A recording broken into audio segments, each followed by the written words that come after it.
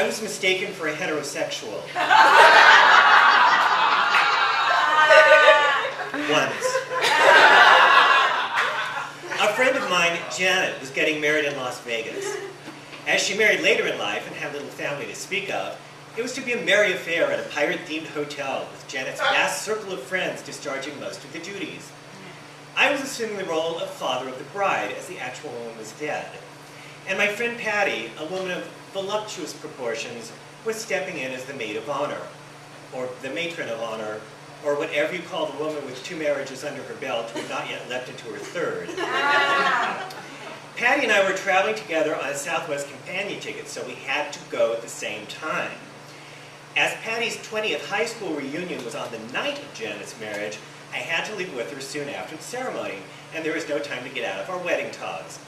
Which is how we came to be standing in McCarran Airport, I in my natty rented charcoal gray tux, and Patty in a smart, albeit restrictive pink suit, the jacket of which clearly illustrated the expression 10 pounds of bologna in a 6-pound bag.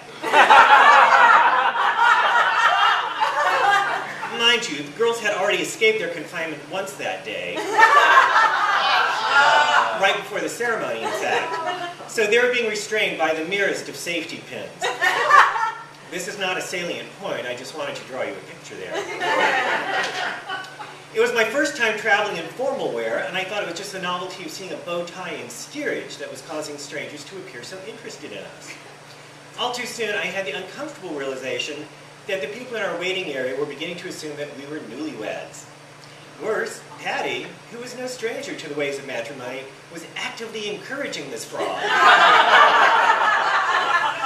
By the time I had figured this out, there was really nothing I could do short of announcing, "Ladies and gentlemen, I'm terribly sorry, but my dear friend, who is normally a lovely woman, has only the most casual acquaintance with honesty."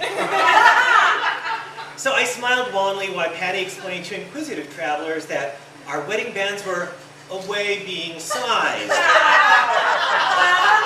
This bit of chicanery was so clumsy that for a moment I felt sorry for Patty. Here she was leaping into the waters of deceit when it was clear her skills in the area were very underdeveloped. This apparently mattered to no one.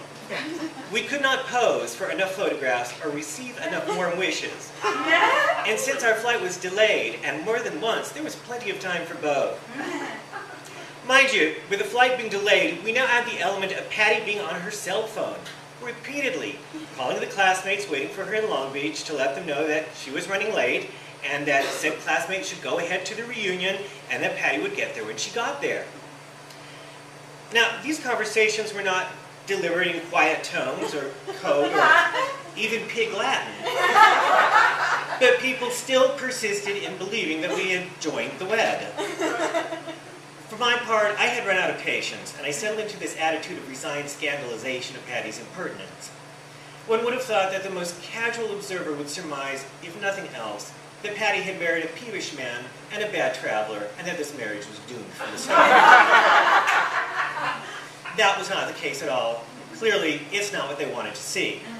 Or perhaps this is what all new grooms look like. Or, most likely, nobody pays a bit of attention to a groom anyway. When the time finally came to board, the high number on our Southwest boarding pass was waved away. Step to the front of the line, happy newlyweds. And so it went throughout the flight. There was, of course, the announcement over the intercom that we have a new couple aboard. And that was followed by the sort of alcohol-fueled applause indigenous to Vegas flights. The adorably boyish flight attendant, smartly attired in his khaki shorts and doing a fine job of filling out his polo shirt, kept running free drinks to us. It seemed impolitic to ask for his number.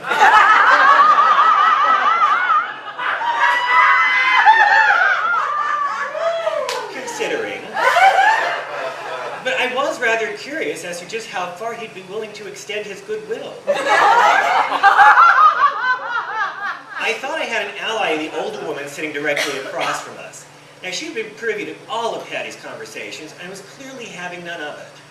I felt so bad at being party to such a transparent hoax, I couldn't even meet this woman's eyes. But after landing, as we got up to leave the plane, or as the airlines are fond of calling it, disembark, She grudgingly offered her congratulations and hopes for a glorious future. So Patty went off to her high school reunion, and I went home to my boyfriend. But for that period of 3 hours, I felt what it was like to be accepted as one who was playing the game and following the rules. And my goodness, what a big warm handshake that was.